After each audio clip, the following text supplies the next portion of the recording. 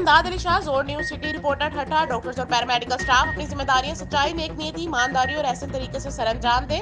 Doctor سید محمد یامین شاہ، مریضوں کو بہتر طبی سہولیات فراہم کرنا اولین ترجیح میں شامل ہے۔ سول سرجن ٹھٹھا 22 جولائی 2023 سرجن سول ہسپتال ٹھٹھا ڈاکٹر سید محمد یامین شاہ نے کہا کہ ڈاکٹرز اپنے پیشے میں مخلص، انسان دوست اور خدمت کا جذبہ رکھتے ہوں تو شفا اللہ تعالیٰ کی طرف سے انعام ہوتا ہے۔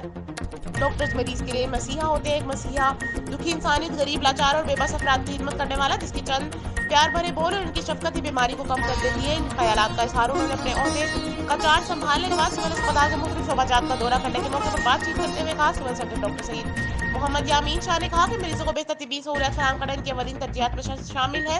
انہوں نے کہا کہ ہیپاٹائٹس سی کے بڑھتے پھیلاؤ کو روکنے کے لیے اسکریننگ کے عمل کو بھی جلد شروع کیا جائے گا۔